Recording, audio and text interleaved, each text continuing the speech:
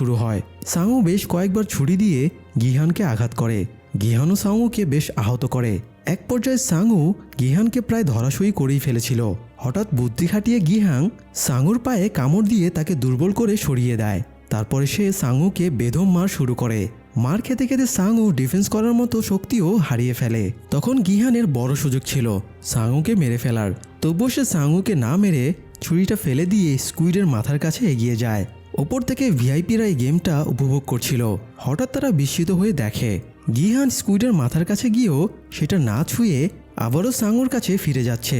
গিহান ফিরে গিয়ে সাংউকে বলে তারা চাইলে এখনও দুজনে বেঁচে যেতে পারে। এই গেমের থার্ড রুলস ছিল যদি সংখ্যাগরিষ্ঠ পার্টিসিপেন্ট খেলা বন্ধ করার সিদ্ধান্ত নেয় তাহলে খেলা থামিয়ে দেওয়া হবে। তাই রুলস অনুযায়ী গিহান এবং সাংউ যদি খেলা বন্ধ করার পক্ষে ভোট দেয় তাহলে খেলা বন্ধ হয়ে যাবে। যদিও এই ক্ষেত্রে তারা এই গেম থেকে একটা টাকাও পাবে না।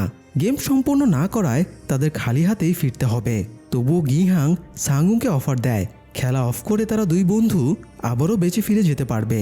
কিন্তু এই পর্যায়ে এসে নিজের নীতি নৈতিকতা সব জলাঞ্জলি দেবার পরেও সাংউ আর হেরে যাওয়ার জন্য ইচ্ছুক ছিল না। সাংউ নিজের ইগোকে জেতাতে পাশে ফেলে রাখা ছুরিটা তুলে নিজেরই ঘাড়ে ঢুকিয়ে নেয়। গিহান সাংউকে বন্ধুত্বের মমতায় কোলের উপরে তুলে নেয়। মৃত্যুর পূর্বে সাংউ গিহানকে বলে গিহান যেন সাংউর মাকে দেখে রাখে। গিহান বন্ধুর মৃতদেহ জড়িয়ে ধরে কাঁদতে শুরু করে। খেলা শেষ হলে গিহানকে চোখ বেঁধে ফ্রন্টম্যানের সামনে আনা হয়। ফ্রন্টম্যান গিহানকে অভিনন্দন জানানোর পরে গ্যাস দিয়ে গিহানকে অজ্ঞান করে তার শহরের রাস্তার পাশে ফেলে আসা হয়। জ্ঞান ফিরে গিহান তার পকেট থেকে একটা ক্রেডিট কার্ড খুঁজে পায়। সে পাশের একটা এটিএম বুথে কার্ড ইনপুট করে দেখে তার অ্যাকাউন্টে স্কুইড গেমের টোটাল উইনিং প্রাইসটা জমা হয়ে গেছে। কিন্তু এত বিপুল পরিমাণ টাকা জেতার পরেও তার ভেতরে কোনো আনন্দ ছিল না। সে একজন ব্যর্থ মানুষের মতো হতাশ হয়ে হেঁটে বাড়ি ফিরছিল। গিহান যখন সাংউর মায়ের দোকানটা পার হচ্ছিল তখন সাংউর মা তাকে থামায়। তারপরে তাকে ব্যাগে মাছ ভরে দিয়ে মাছটা বাড়িতে নিয়ে যেতে বলে। সেই সাথে এটাও জানায় গিহানের মায়ের শরীর হয়তো ভালো না, তিনি দুদিন ধরে কাজে আসেননি, আবার তিনি ফোনও ধরছেন না। গিহান কিছু না বলে চলে আসছিল। তখন সাংউর মা পেছন থেকে জিজ্ঞেস করে গিহানের রিসেন্টলি সাংউর সাথে যোগাযোগ হয়েছে কিনা। গিহান এই প্রশ্নের উত্তর দেওয়ার সাহস পায় না। সে কান্না চেপে বাড়ি ফিরে আসে। বাড়ি ফিরে সে আরেকটা বড় ধাক্কা খায়। সে দেখে তার মা একা মরে পড়ে আছে। এই কয়দিনে গিহান এত কেঁদেছে যে তার কান্না আর অবশিষ্ট ছিল না। তাই সে মায়ের পাশে চুপচাপ বসে থাকে। এরপর কেটে যায় 1 বছর। ব্যাংক ম্যানেজার গিহানকে একদিন ডেকে পাঠায়। ম্যানেজার গিহানকে বলে সে অনেকদিন আগে ব্যাংকে অনেকগুলো টাকা রেখেছিল। এই টাকাতে তো সে বেশি ইন্টারেস্ট পেত না, তাই ম্যানেজার তাকে ইন্টারেস্ট বেশি পাওয়ার সুযোগ করে দিতে চাইছিল। কিন্তু গিহানের তার টাকার উপরে কোনো আগ্রহ ছিল না। এমনকি সে গেমে জিতে আসা কোনো টাকা তুলেও নি। যদিও ফিরে আসার দিনে চেকিংয়ের জন্য 1000 ওন সে উইথড্র করেছিল। যাই হোক, গিহান ম্যানেজারকে অবাক করে দিয়ে তার কাছে 10,000 ওন ধার চায়। ম্যানেজার তাকে টাকাটা দিলে সে টাকাটা দিয়ে 1 বোতল বিয়ার কিনে নদীর ধারে বসেছিল। তখন একজন মহিলা তার কাছে ফুল বিক্রি করতে আসে। মহিলা অনুরোধ করে সন্ধ্যার মধ্যে ফুলগুলো বিক্রি করতে না পারলে কাল সব ফুল ফেলে দেওয়া লাগবে। তাই গিহান মহিলাকে কিছু টাকা দিয়ে দেয় আর মহিলা সেখানে একটা ফুল রেখে যায়। গিহান খেয়াল করে ফুলের সাথে স্কুইড গেমের লোগো লাগানো একটা কার্ড রয়েছে। কার্ডে একটা জায়গার অ্যাড্রেস লেখা ছিল। গিহানকে সেখানে যেতে বলা হয়েছে। তো গিহান ঠিকানা মতো জায়গায় গিয়ে দেখে একটা বোর্ডে মুমূর্ষু অবস্থায় বৃদ্ধ ইলনাম শুয়ে আছে। ইলনামের তো 4র্থ রাউন্ডেই মরে যাওয়ার কথা ছিল, তাহলে সে এখনও বেঁচে আছে কিভাবে? গিহান বুঝে যায় এই গেমের পেছনে আসল মাস্টারমাইন্ড তাহলে এই লোকটাই। গিহান জিজ্ঞেস করে ইলনাম এরকম কেন করলো। ইলনাম জানায় তার কাছে অনেক টাকা থাকলেও তার জীবন ছিল একঘেয়েমি, মনে কোনো আনন্দ ছিল না।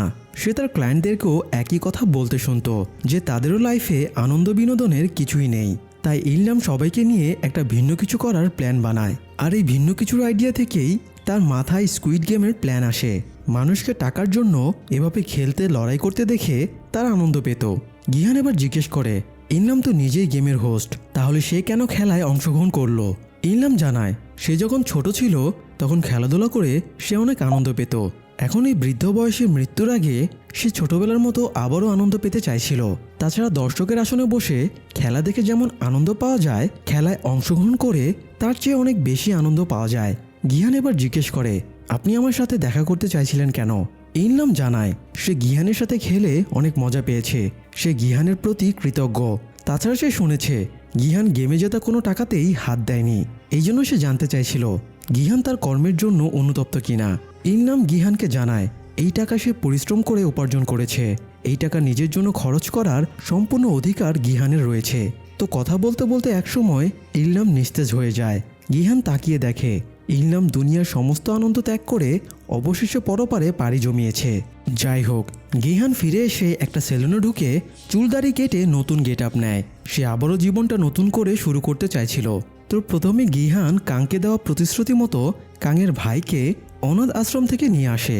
তারপরে ছেলেটাকে সাঙুর মায়ের কাছে দেখাশোনার জন্য দিয়ে আসে। সেই সাথে সে সাঙুর মাকে একটা ব্যাগ দেয়। গিহান চলে যাবার পরে সাঙুর মা ব্যাগ খুলে দেখে ব্যাগ ভর্তি শুধু টাকা, সাথে একটা চিরকুটও রয়েছে এবং সেটাতে লেখা আছে এই টাকাগুলো আমি সাঙুর কাছ থেকে ধার নিয়েছিলাম। গিহান নিজের প্রতিশ্রুতি পালন করে এয়ারপোর্টে আসে। সে এবার আমেরিকায় নিজের মেয়ের সাথে দেখা করতে যাচ্ছিল। হঠাৎ সে অপর পাশের প্ল্যাটফর্মে সেই লোকটাকে দেখতে পায়, যে লোকটা গত বছর তাকে স্কুইড গেম খেলার জন্য প্রলুব্ধ করেছিল। আজ লোকটা গিহানের মতোই অসহায় আরেকজনকে খেলার জন্য প্রলুব্ধ করছিল। গিহান দ্রুত তার দিকে দৌড়ে যায়, কিন্তু লোকটা ততক্ষণে একটা মেট্রোতে উঠে চলে যায়। তখন গিহান প্ল্যাটফর্মে থাকা অসহায় লোকটার কাছ থেকে স্কুইড গেমের কার্ডটা কেড়ে নেয় এবং তাকে বলে সে যেন কখনোই এই গেমের পথে পা না বাড়ায়। এরপরে গিহান কার্ডটা নিয়ে চলে যাচ্ছিল, কিন্তু ফ্লাইটে ওঠার আগ মুহূর্তে সে আবারও গেমে ফেরত যাওয়ার সিদ্ধান্ত নেয়। সে কার্ডে থাকা নম্বরে ফোন দিয়ে পার্টিসিপেট করতে চায়। তারপরে বলে আমি দেখতে চাই তোমরা কারা আর কেনই বা এই নৃশংস গেমটা তোমরা চালু করেছো। আমি তোমাদের এবার ছাড়বো না। ফোনের ওপাশের লোকটা গিহানকে থ্রেড দিয়ে বলে প্লেয়ার নম্বর 456, যদি বাঁচতে চাও তবে প্লেন ধরে নিজের গন্তব্যে চলে যাও, নাহলে তোমার কপালে দুঃখ আছে।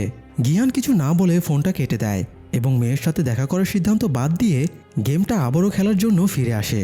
সেই সাথে স্কুইড গেমের প্রথম সিজন এখানেই শেষ হয়ে যায়। দর্শক, স্কুইড গেমের দ্বিতীয় সিজন আগামী 26 তারিখে রিলিজ পাবে। এই সিজনটিতে যদি আপনাদের যথেষ্ট সাড়া পায় তাহলে